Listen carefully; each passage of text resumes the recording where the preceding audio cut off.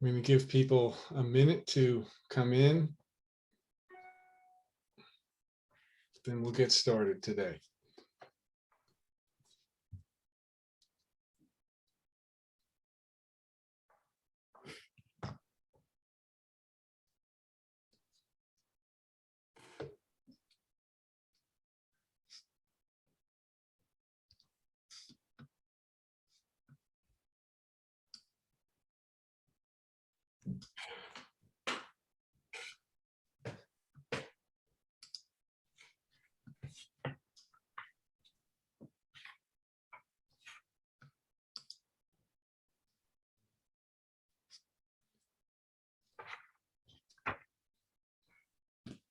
Again, we're letting people come in.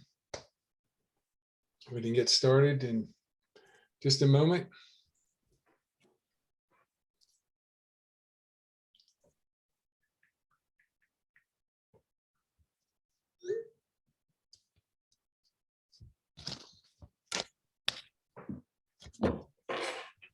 Welcome to On the Park Bench, a public square conversation brought to you by the Congress for the New Urbanism.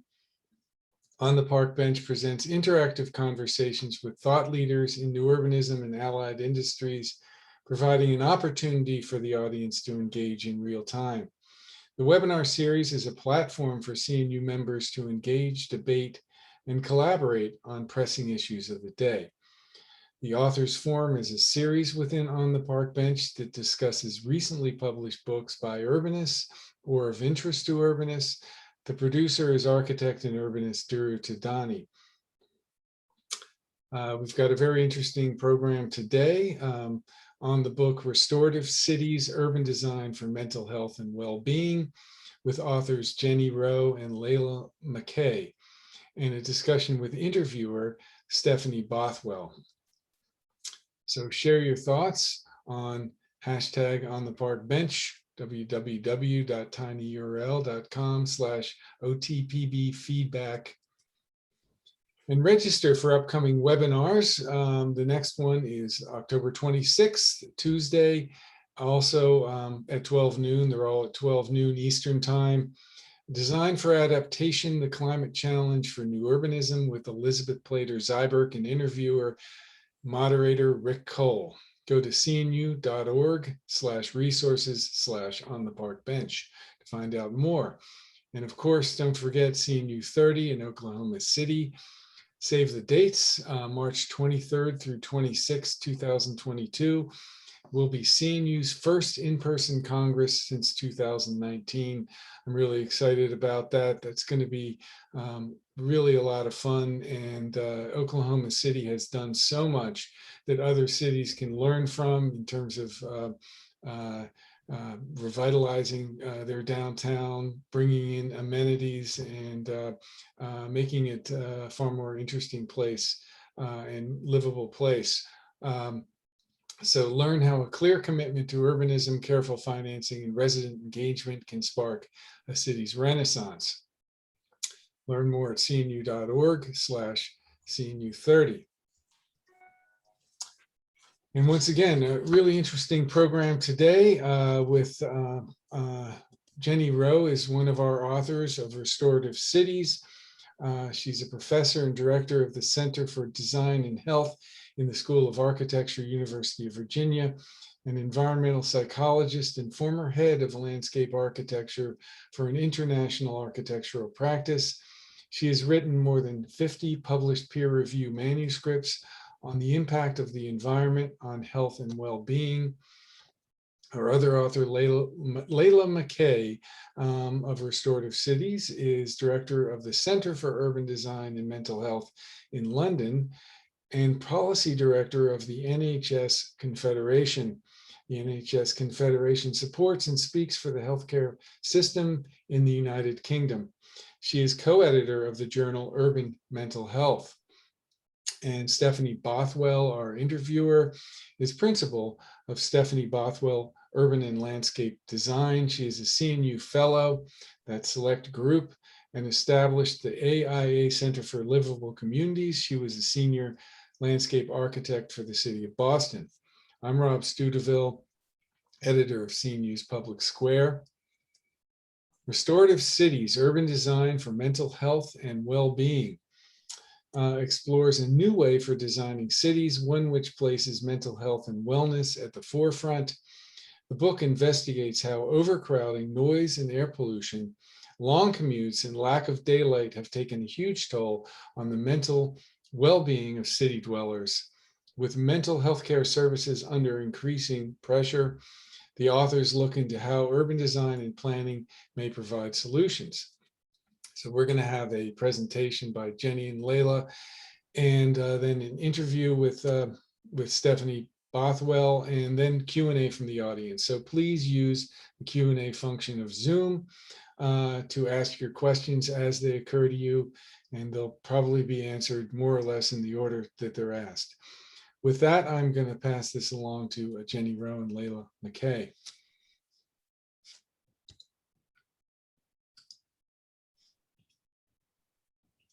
You're on mute, Layla. Yeah, good. I'm not. You can't hear me? We no, can. I can. Okay. Excellent. Well, welcome everyone, and it is such a pleasure to be here today talking to you. As you heard, I'm Layla McCay, and I'm delighted to be joining you with Jenny Rowe to speak about our book and the ideas within it. But of course, first of all, we would love to know who we're speaking to today. So why not pop into the chat box where you're dialing in from, and if you want to, also what you do, because it's really interesting for us to know who's listening to what we're saying today, and get to know you all. So yeah, as mentioned, in August this year, Jenny and I published a book with Bloomsbury called Restorative Cities, Urban Design for Mental Health and Wellbeing. And this book is exciting because it brings together the scientific evidence and practice to answer that question that interests so many of us around the world. How can we design cities that can support and promote mental health and well-being? It is a topic that has not always been prioritized within the environmental design thinking and doing over the many years. But what we're seeing here now is this growth in science and knowledge and interest and prioritization. And with COVID-19 now having really focused people's minds on what our environment does for our mental health and our physical health, this is a really timely moment to be looking at where's the evidence and what can we do to really support mental health. We can go to the mental health slide, please, because before we dive in, I thought it would be helpful to make sure that we're all on the same page. What exactly is mental health? So according to the World Health Organization, it's a state... Layla, sorry, the slides are not moving forward. Yeah, that happened to me yesterday as well, but I'm just going to try. Well, you don't need a slide for this bit, so I'll just talk about mental health while you fiddle around with it if that works for you. But yeah, so the World Health Organization tells us that mental health is a state where a person can realize their own potential. They can cope with the normal stresses of everyday life. They can work productively and fruitfully, and they can make a contribution to their community. Now, when we think about people who have mental disorders, that's usually people who experience some combination of problems with their thoughts, emotions, behaviors, and relationships with other people that can cause distress, that can impair personal functioning, and that essentially can affect the extent to which any of us can meet that definition of mental health that we just heard. So I'm sure many of you are familiar with some types of disorders, things like depression, anxiety, post-traumatic stress disorder, dementia, ADHD, schizophrenia. What we know is that living in cities puts people at higher risk to various extents from a wide variety of mental health problems. But you know, promoting mental health and supporting people who have mental disorders, it isn't just about medication and therapy. Now, don't get me wrong, it is incredibly important that everyone has access to good mental health care when they need it. But in addition to that, there is a wider public health approach to supporting and promoting mental health, and that includes a role for the built environment. And so far, urban design strategies for healthy cities have been almost entirely driven by physical health motives. So the point of restorative cities is to drive a shift in city design to incorporate the incredibly important component that is mental health. Okay, Jenny, do we feel that we can get to the next slide? I will talk about the Restorative Cities framework. So it's a new concept that places mental health, wellness, and quality of life at the forefront of city design and planning with, and here we have them, 7 pillars that are illustrated here, and they are set out in detail in our book. In fact, they form the basis of the book. The key point of what's within our book is that it is evidence-based. What we have here is built off of scientific evidence and thousands of studies in restorative environment research. We draw from psychiatry, geography, architecture, design, planning, public health, engineering, so many more sector research areas.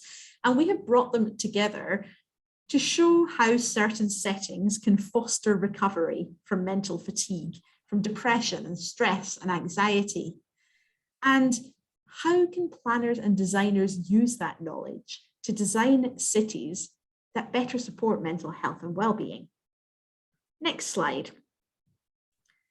I'm going to talk to you about these pillars, and the first one, the first attribute of a restorative city is the green city. So access to natural environments is probably the most robustly evidenced attribute of the restorative city. Ample research tells us that it can reduce depression and stress, it can improve brain function, it can help manage the symptom severity of anxiety disorders, of schizophrenia, of ADHD, of dementia. Plus, green urban space can help to reduce heat stress and improve sleep quality, which are both really important for supporting people's mental health. The impact of green space on mental health.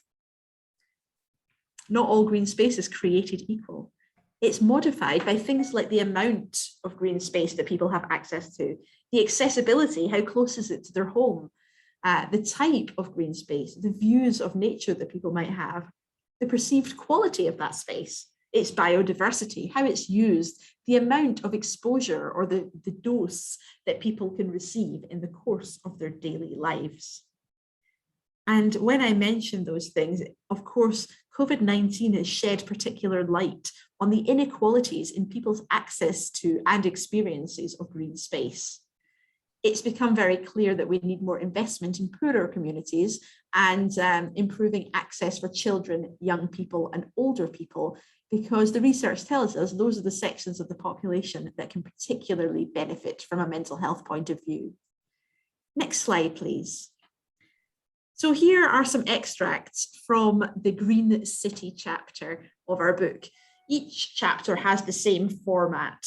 Essentially, it sets out the evidence benefits to people's mental health for each of the restorative attributes, then the mechanisms by which these are actually achieved, followed by design guidelines at both a neighborhood and a city's scale. This isn't a rule book. Essentially, we're bringing together the evidence to provide you with guidance so that urban designers can interpret it flexibly according to whatever is appropriate for their location, for their setting, for the cultures involved, for all the many variables that we know are associated with urban design and planning.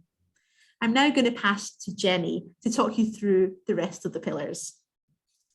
Well, thank you, Layla, and good afternoon, everybody. Onto the blue city now, which is the second attribute in our framework. These do overlap, just to stress. So quite often blue, by which we mean water, most often found in cities with green. So all of these themes do overlap. Possibly the most restorative attribute of any city is access to and contact with urban water. The mental health benefits are much the same as for green space, which Layla just outlined. So they are associated with a reduced risk of depression, stress alleviation, but the research is much less well evidenced in this field. Just to touch upon what's so special about water, what makes it more restorative is that increased opportunity for fascination, for curiosity. We can touch and play with it.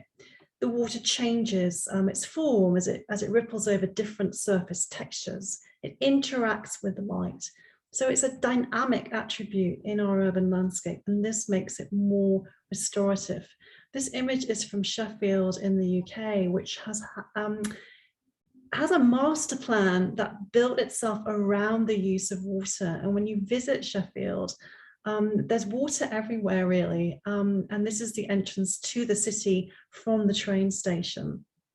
But critical to water, if it's going to benefit our mental health, is that it's well maintained, that it's not allowed to get stagnant, dirty or polluted, and that, picking up a theme that Layla just mentioned, access is equitable, but also in relation to water, access needs to be safe.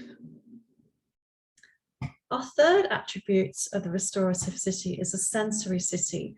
The book brings together the scientific evidence that's now demonstrating how our senses can be harnessed within the urban environment to exert positive impacts on our mental health. Some of these sensory attributes include reducing unpleasant noise. That makes sense, but we've slightly forgotten, I think, about harnessing positive soundscapes, sonic refuges, for example, bird sanctuaries, or kinetic sculpture that interacts with the wind and makes a sound. Increasing opportunities for access to healthy food, also well documented in the research, but less well known is the benefit of positive auras, and how smell harnesses feelings of place identity and belongingness. Increasing visual complexity, another attribute that may well hold the key to reducing depression. This slide shows an interactive lighting design by urban scale interventions. They're a creative placemaking practice that work in Northern Ireland. This is Londonderry, and the bridge there has been associated with a high risk of suicide. Now, what urban scale interventions did was advance a lighting display that could be manipulated by people's smartphones. So they created up this interaction between the bridge, its lighting, and people's individual phones. And it's that increase in cognitive engagement in our environment and aesthetic distraction that is having a significant effect in reducing suicide from this particular bridge. The neighborly city, this is Hong Kong, where Layla lived for a year or 2 years, I think. The neighborly city is really addressing how we use urban design to build strong social networks. People with supportive social relationships are much less likely to develop mental health problems and more likely to recover from them quickly. So some of the attributes of the neighborly city that foster these social interactions are, we might call them bumping places, where we have impromptu encounters, people we don't know so well, at the market, the coffee shop, the dog park. And we know that mixed use walkable neighborhoods with fine-grained shop fronts actually foster these types of interactions. Housing, it needs to be designed to promote social interactions and networks across all ages, mixed incomes and all ethnicities. And parks and community gardens, we've heard Layla talk about green space and its benefits to mental health, but there's a strong emerging area of research showing that these spaces also facilitate social interaction and a sense of belonging, but also foster altruism and increase trust in the neighborhood. On to the fifth attribute in our framework, which is the active city. I'm sure an active city concept is one that many of you are familiar with. It integrates physical activity into everyday urban life and enables mobility for all citizens.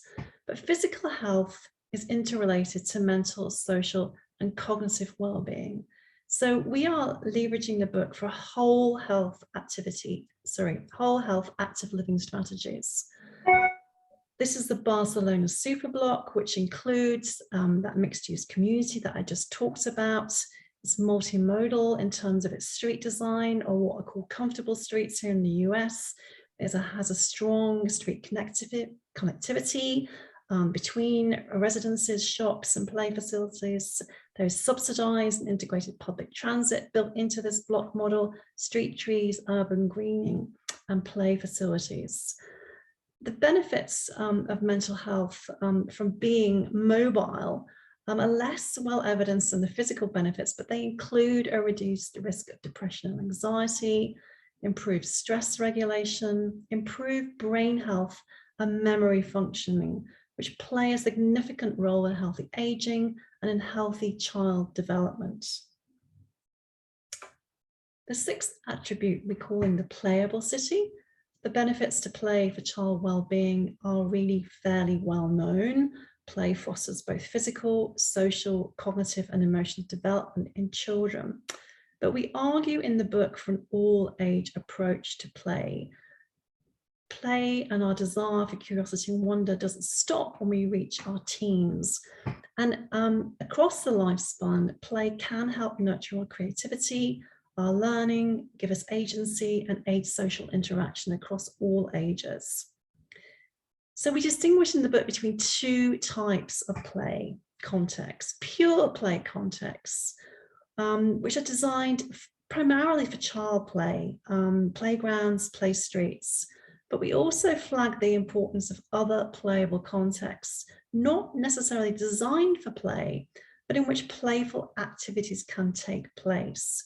Interactive art exhibits, for example, opportunities for play appropriation in the form of parkour. In Chicago, this is an example of the bean. Many of you will know this. You see yourself in reflection in the context of a city. So you're seeing yourself in the context of a city in a more playful, novel way, which may promote civic engagement with that city. The final attribute, the seventh attribute, and arguably the most important attribute of any city, is the inclusive city. Again, I just stress these themes overlap. So we interpret in the book inclusive design as design for all ages, all genders, all races and ethnicities, all sexual orientations, all socioeconomic strata, and for the full diversity of physical, sensory, and cognitive abilities and needs.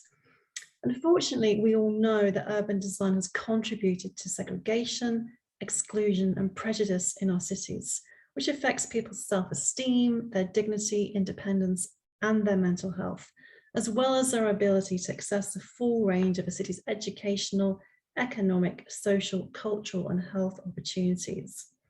The two ways in which we talk in the book about how cities can achieve more inclusivity is through attracting people to mixed income, mixed age neighborhoods, just as the Barcelona superblock example we've just shown, offering good quality housing to all ages, all socioeconomic strata, and a wide range of facilities. I'd also just flag here the need to make those urban design decisions with the residents, to build bottom-up, co-creating and recognizing the needs and characteristics of all residents. So finally, I just wanted to touch on the theoretical framework of the book. The title originates from a whole body of research that's built up over the last 50 to 60 years in restorative environment research, and it's backed up by thousands of studies. There are 4 psychological processes associated with a restorative environment and a restorative city. The first is fascination, which is also linked to our sense of wonder and curiosity. It engages our attention, but in a non-demanding, involuntary type of way that opens up room for reflection. Compatibility, it makes sense, doesn't it, that a city has to have a good fit with our individual needs.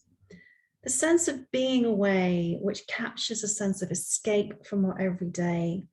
Also related to the concept of extent. When we look up out of the horizon, up and out of our context to another world, we get a sense of vastness, or even. This is Meadowland, but I'm sure many of us can appreciate and recall times when we've risen up, say, or mounted a hill in a city to look up and out of it to get a different sense of context.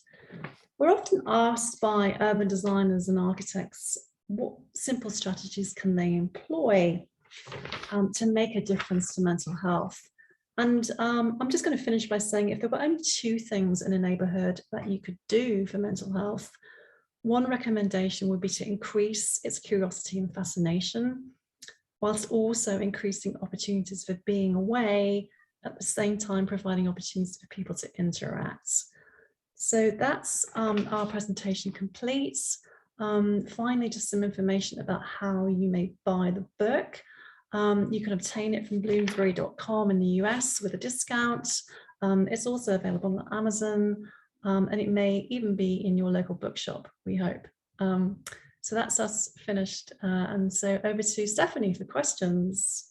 Thank you, Layla and Jenny. That was really wonderful. It's having read the book, it's very clear that you are on the one hand very thorough and thoughtful with all of this enormous amount of information being brought to bear as evidence to give us a sense of direction of what works and what doesn't work.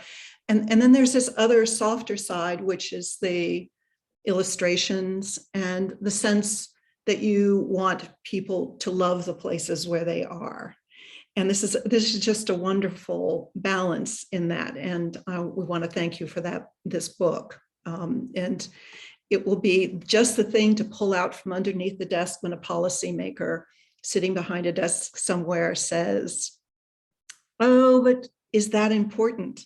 And we can pull the book out from underneath the desk and say, yes, this is really, really critical. So can you go in a little bit further, telling us, you know, the pandemic has changed our worldview of health and our relationship to everyone across the world. And it signals a kind of quiet revolution, or is it going to be an avalanche? Will it be a slow start or a fast start? Layla, do you want to go first on that? Sure, I can kick off. I think that the pandemic has been interesting in a couple of ways. One, as I mentioned before, that it has really just made people a bit more aware of what their physical environments do to their health.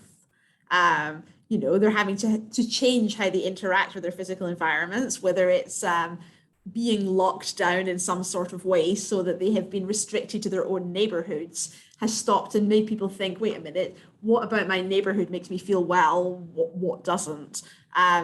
For example, here in the UK, so many people went to the parks in their neighborhoods that actually some of those parks had to be closed because people were concerned that social distancing couldn't be maintained in them. It really made people think, gosh, I value having a high quality, well-maintained, accessible park in my neighborhood. But also, I think that the pandemic showed what could be achieved. So pre-pandemic, as we all know, there's a bit of a fight for every inch of road that we might want to use for something that's not car related. And what we found during the pandemic was that there was a sufficient demand for public space that was usable by pedestrians in various ways, for socializing, for moving around safely, that we had pop-up parks, we had temporary pedestrianization, we had different ways of enabling safe, active transport and all those sorts of things. And by delivering those pop-up opportunities, people started to realize that, hey, actually change is possible and we like it. So I think that many of these things have really increased people's understanding and interest and demand for better public spaces, and not just bang in the center of town, but extending out to wherever they happen to live. Jenny, I don't know if you want to add anything to that one. So I think this needs to happen quite urgently. To address your question, I've been in research now for 18 years, evidencing the benefits of urban parks particularly.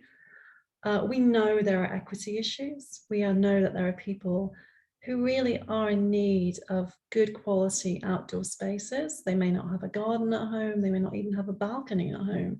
So this becomes, for me, a health equity issue, and I think it is urgent. And we know what makes a difference. We've done the research, particularly in relation to urban green space.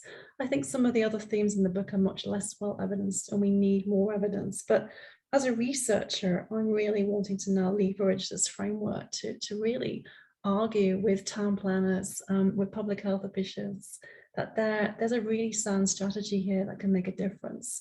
I'm talking to people in urban planning and public health.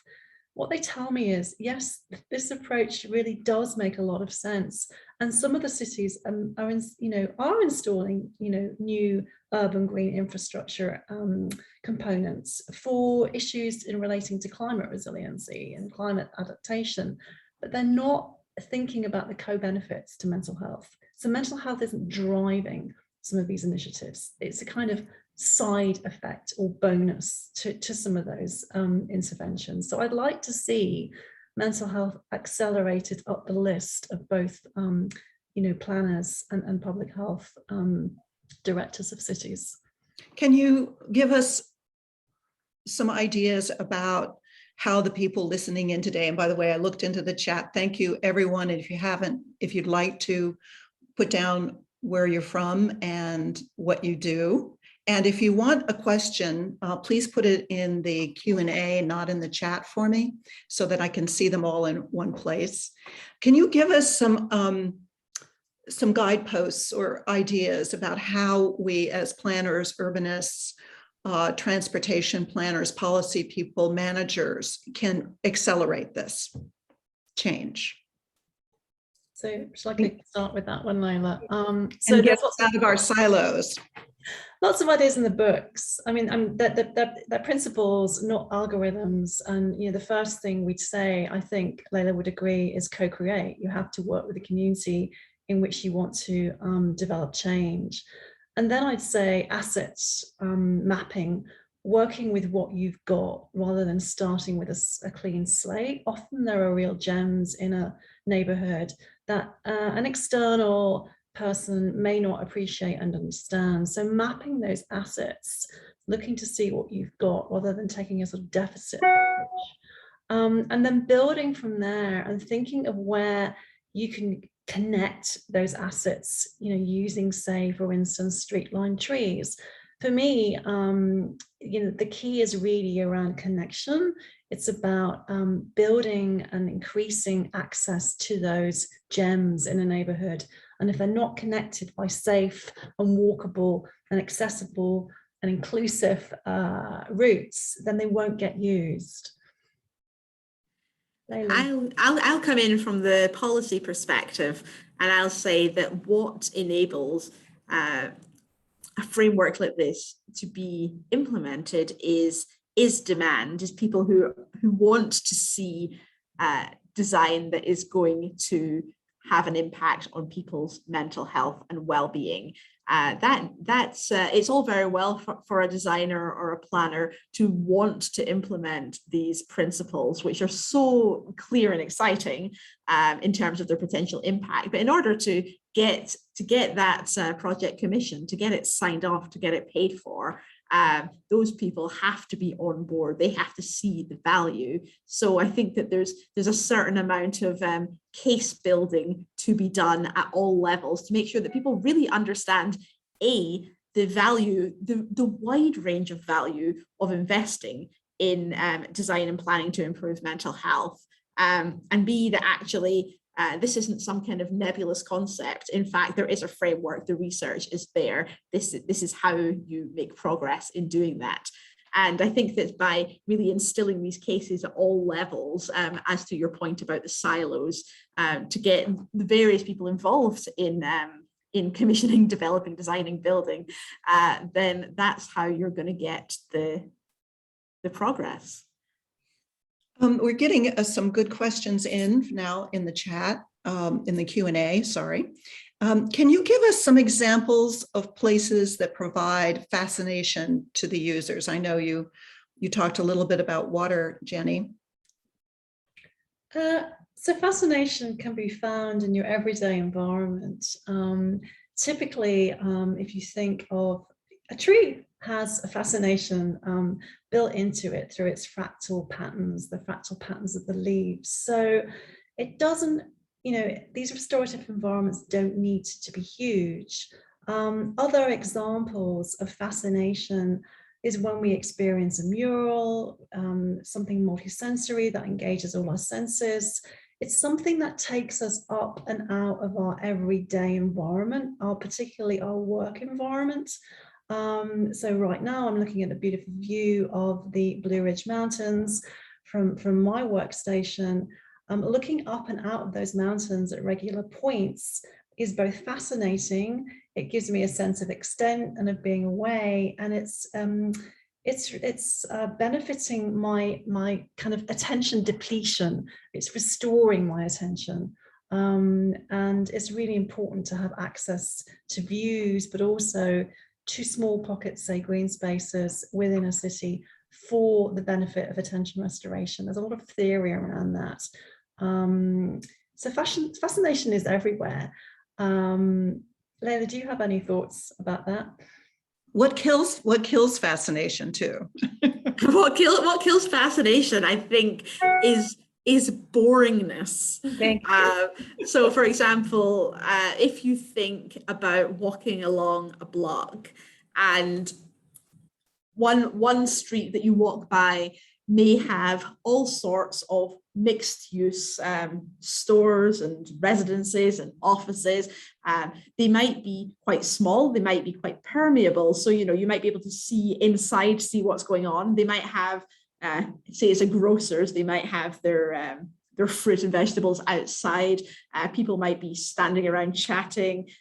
There's activity going on. So you're really engaged by that sort of an environment. And the research tells us that when you're walking past that environment, you tend to walk a little bit slower, you're paying a little bit of attention, you're interested in what's going on. And compare that to walking along one of those streets that the entire block is taken up by something really monotonous, like, a big featureless wall that might be the side of a supermarket or an office block or whatever it may be.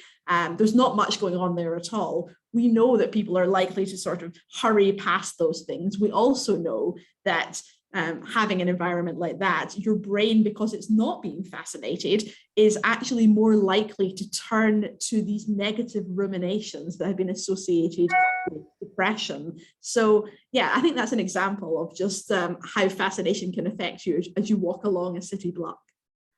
And certainly there's the potential for a lot of sensory overload in those that you've just described, walking along a main street or downtown.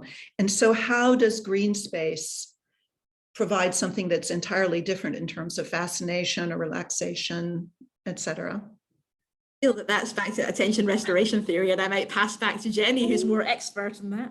I don't think it does necessarily need to be green space. That's just where all the research has been done. I mean, people have looked at cafes as being restorative environments, as monasteries. Hard built environments without green space can be as equally restorative. And if you don't have the money to maintain and install green space, then communities can look to other sort of simple interventions, interactive art exhibits, public art, murals, color, lighting. There's a whole host of other, cues and materials in the environment that can promote fascination, not just green space. It's just, that's where all the research has been done.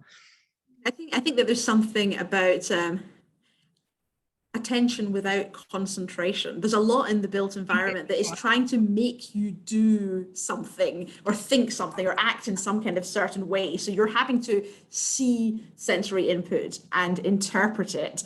And that's a bit of work that your brain's doing. But when we're talking about fascination, what we're talking about is interesting things that are coming at our senses that we don't have to interpret it. We can experience it, and we can think about it, and we can do with it as we will. And the research tells us that can be really beneficial. Another question here in the Q&A. Many high-profile culture parks typically get built in more prestigious and wealthy areas of communities. How do we provide equitable access across our communities, and that include everyone? That's a question for the ages, isn't it? But I think at the end of the day, it's about commitment to equity, isn't it? It's about a citywide strategy that makes sure that everyone is able to benefit from the mental and physical health benefits of being near a park. It's a cost-saving benefit. I mean, if you think, so I have to say the cost-benefit analysis of, say, putting pocket parks in deprived urban communities is not very well advanced. The methodology isn't very well advanced. There are a few studies, but I think documenting the evidence, both in terms of mental health gains, but also the cost savings that those gains bring in terms of, let's say, antidepressant prescriptions. You know, we need both types of evidence. So, but it is just fundamentally an equitable issue, and it just needs to happen. You know, and we need to ensure that those people who are suffering from the highest stress in our communities benefit from access to facilities that we know can help alleviate, not take away, but can help provide some breathing space for those stresses, financial stresses, employment stresses, domestic stresses. One of the things you point out in your book is not just that we need these specific spots dotted around, but that you get the most benefit by connecting. And so Lucilla is asking how to encourage improvements in our public spaces without necessarily depending on council's initiatives. Like pocket parks, for example, how to put together people interested in investing in public spaces when it may not be profitable as any other private development. Picture as an example a resident that wants to see a change in that local area. Camden Council, he knows how to design street furniture and has put together design after informally consulting with neighbors. And then residents cannot raise the money to implement. So, long question. Which are existing mechanisms, for example, in London to make these public spaces these public space transformations happen more quickly. Shall I say that Is this one that Jenny and I are both hoping each other might take? Go on, Jenny. So, I mean, I think, again, it begins with asset building and working with what you've got. There are so many public spaces in London that are not well cared for, they're not kept. So actually maintaining and keeping some of those spaces and making sure that the quality of those public spaces is just as good as Hyde Park or St. James's Park. So it does need funding, all right. But again, if we look at the cost benefit mechanisms, if we start to put a cost benefit to trees in terms of their reduction in the risk of depression, in terms of parks, in terms of the reduction of the risk of other mental health problems, you know, we have to persuade local authorities that there is a cost benefit to investing in these types of spaces. Now that can be done with research using health economists, for example. That requires the funders, people like the National Institute of Health in the UK, the NIHR, investing in that type of research. So I also think there's real merit in, and I've seen it in London. I lived in London for 20 years in Tower Hamlets, and I've seen guerrilla gardening work really effectively. People take over a community, a sort of wasteland. It happened in my own neighborhood in Bow, and they asked the council for access to create community gardens. Now that needs some facilitation, it needs some organization. There are organizations in London, Groundwork Trust is one, that have helped leverage and helped communities build those types of community gardens. We've got into a London orientated conversation now, but I'll lift us from the London to the Japan, because this makes me think of one of the examples that we have in the book, which is machizukuri from Japan. Particularly, I used to live in Tokyo, and I was really interested in this as a concept, where essentially there was a custom where local people from a neighborhood would work with urban designers on a sort of longer term basis to identify what sort of small changes would benefit that community in that neighborhood. And then there was some investment from the government, but also or the local government, and some investment from the urban designers and some investment from the people within the neighborhood to actually make those changes and then take responsibility for maintaining them as well. It's a really interesting model, which might also be relevant here. From Jason, green integration and street continuity definitions needs to be in balance clearly. What are your thoughts of streets as places in their own right and how to seek balance with larger green integration? Obviously, with a concern of avoiding a superblock strategy similar to public housing in New York, where the street is eliminated for the sake of now dangerous and underutilized semi-public green space. I'll always have a go at that question because I'm writing actually about streets and well-being with a transportation planner, Andrew Monshine, in my school, and we're using the framework of the book and some of the ideas in the book to talk about the idea of restorative streets. So the street, as Jane Jacobs defined it, is a place where we can, be interacting with our neighbours. The street has assumed and taken on a great deal more significance under COVID because it's where we enacted out a large part of our lives. So at least in a European context, the street became the place where you saw your neighbour. It's where you got your local groceries. It's where you queued to get a coffee. And it's where you maybe took your exercise and cycles and walked. So the street, I think, has become even more important during the COVID era. And it's where the sort of, Jane Jacobs talks about the intricate ballet of life. It's where the vitality and energy of a neighborhood takes place and takes, so important. But I would add, street trees are super important too. And there is a really strong relationship between street trees and mental health. And so streets, specifically with urban greening and with traffic calming, with reduced noise levels, reduced air pollution, have a huge role to play in this kind of connecting system that we talk about in the book. If we do a flyover in any particular neighborhood, it's easy to see where the expensive houses are. You just look at the green mass usually. So often people in other neighborhoods, lower income neighborhoods, fight street trees because of the care, the cost, the leaves, the droppings, etc. And there's not a real culture, and there isn't in all neighborhoods a culture of wanting to have street trees. How do we overcome this? And that's true too, also of business districts.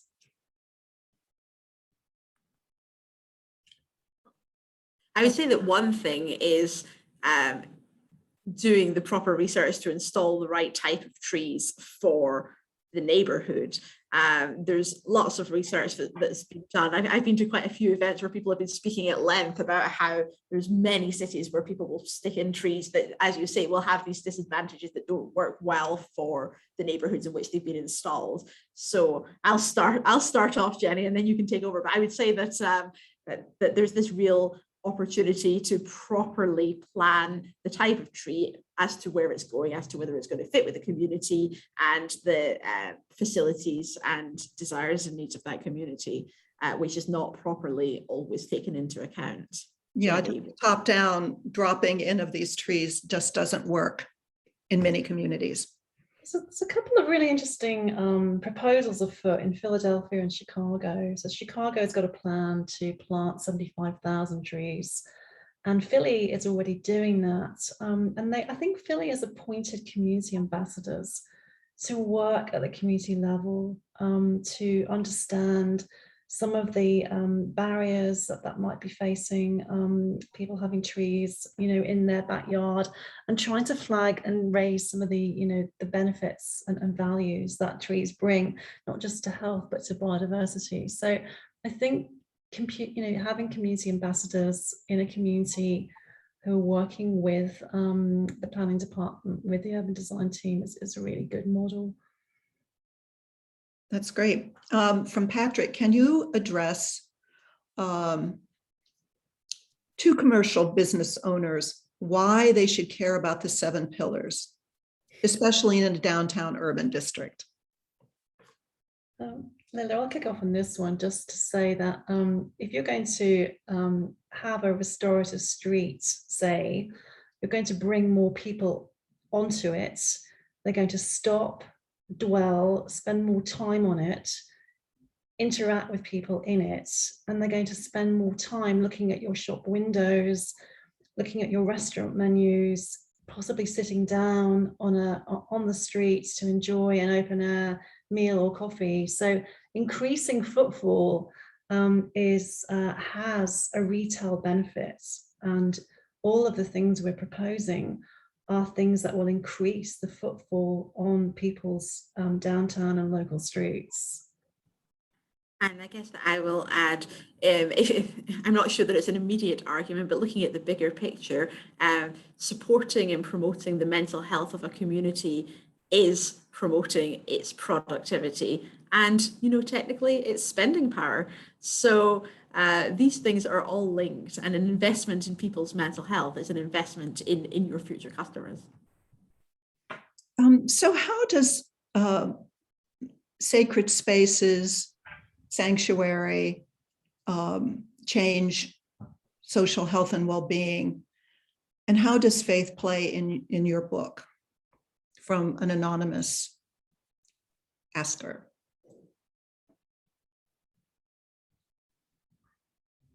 So shall I take that? I think embedding both social and spiritual benefits within the restorative environment framework is really, really important. And spiritual means so many different things to so many different people. So it's hard to give a kind of answer from my perspective. Increasing the connection to the natural world is one way to go, by increasing the sense of sacred and spiritual space. We know, for instance, that just the experience of what I call everyday awe, the textures of a leaf or the patterns of water as it runs over different surface textures, is a kind of micro awe experience. And these experiences do take us up and out of ourselves. We know that from the research, that awe experiences, a sense of vastness, that sense of extent that I talked about earlier, also takes us up and out of our world into a different state in which we can connect with another world, with other people possibly. So I'm just speaking very personally from my own understanding or how I connect spiritually to space. Layla, do you have other thoughts? Yeah, I mean, I think that the other side of it is that lots of those spaces that are developed for, to host various buildings for various sorts of spiritual needs, they have within them the opportunity for people to sit in their courtyards and be more contemplative, a bit of respite from what might otherwise be quite a dense and sensory input experience.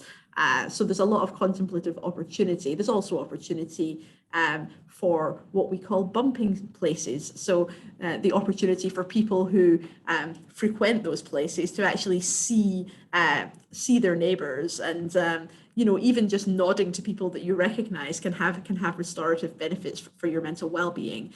So there's this opportunity to feel that you're part of a community. There's the opportunity to take that opportunity for quiet contemplation within the otherwise bustling city. There's the opportunity to put on events that will bring in and enable the neighborhood to socialize within the context of those spiritual spaces. I think that, you know, they're a really interesting thing for any city to be able to take advantage of in all sorts of different ways. I think a lot of us are not familiar with this idea by, is it Belinda Blau from Consequential Strangers? The idea that your happiness is directly related to the number of people who you kind of casually bump into, see, wave at. You may not know their name, you may not socialize with them in any other setting, but it's kind of directly related. So creating spaces where more of this, as you call it, bumping, I love that term, bump into each other.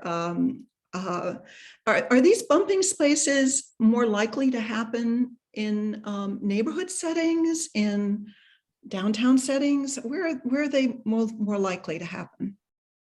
I think they can happen in all sorts of settings, but they're more likely in places where people are walking rather than in cars. If people are traveling, you know, from the library to the butcher shop or whatever, by car, you're much less likely to take advantage of the bumping places that could occur. But they can be anywhere. They can be at the school gates. They can be in a park. They can be at a marketplace. They can be at the dog park. Certainly, if you're thinking about it in the neighborhood scale, it makes it more likely that you will encounter people who you've seen before. But also within the book, we explore bumping places for, you know, different cultural amenities. Like if you seek a particular marketplace that might sell food from a country that you have an affiliation to, you might run into other people from that country, and you know that's a community. There's all sorts of different communities that can be created just through the opportunity of encountering each other repeatedly and having the opportunity to just nod as you recognize each other and walk past. Of course, that can be developed into you know, meeting people and knowing people and having a wider social interaction as well. Do you have any favorite places or cities? I never like to say that I have any favorite cities.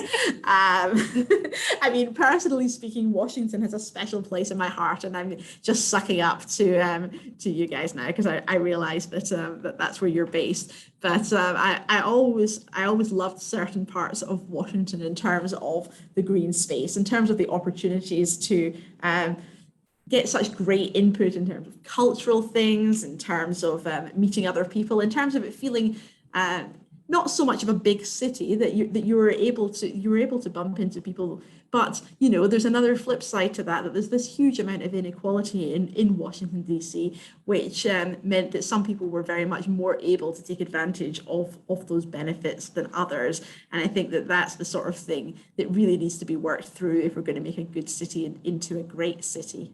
What about you, Jenny? So it won't come as any surprise to either of you, I don't think, but my favourite city is Edinburgh. Yes. Where I spend 4 months of my year, and it has all of these properties in terms of fascination, in terms of a sense of extent. It's got 7 hills. You can look up out of these 7 hills, get that sense of vastness.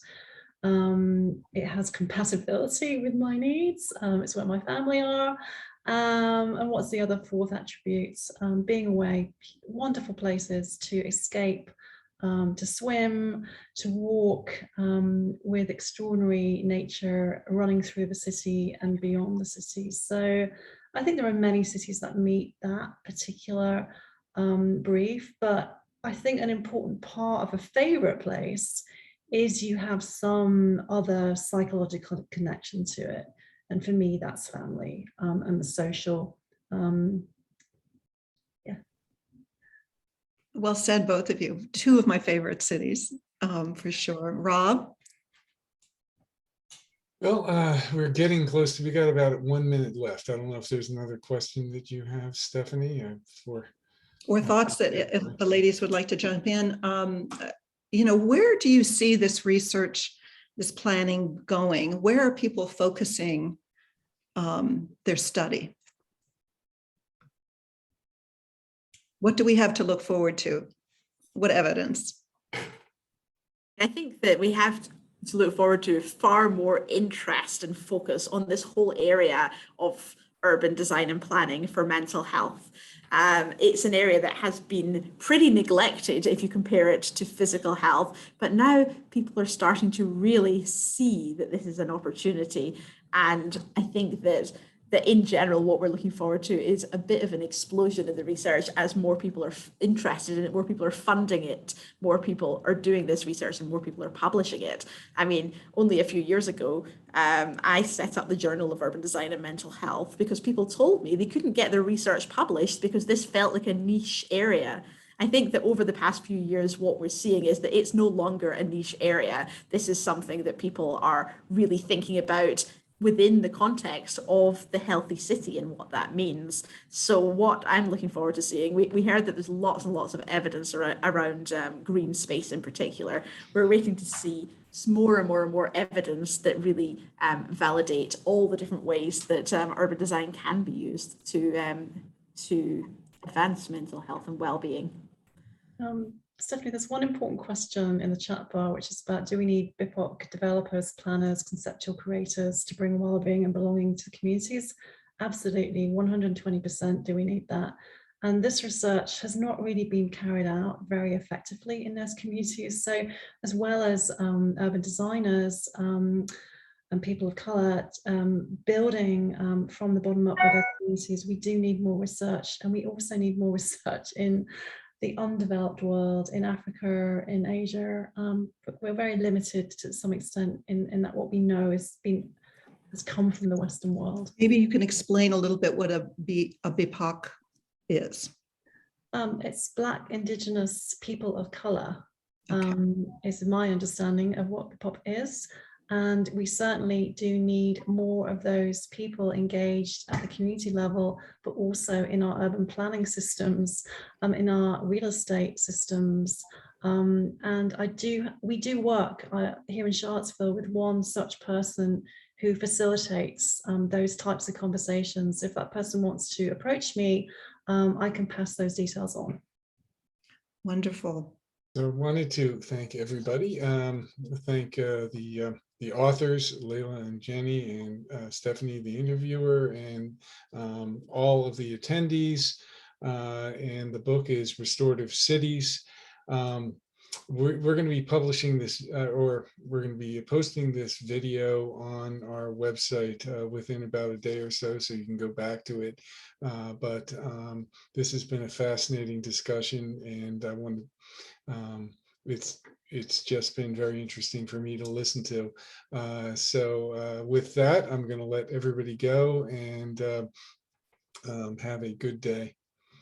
Thank you, everybody. And thanks, Diru and Rob. Thank you, everybody. Thank you all. Bye. Bye-bye.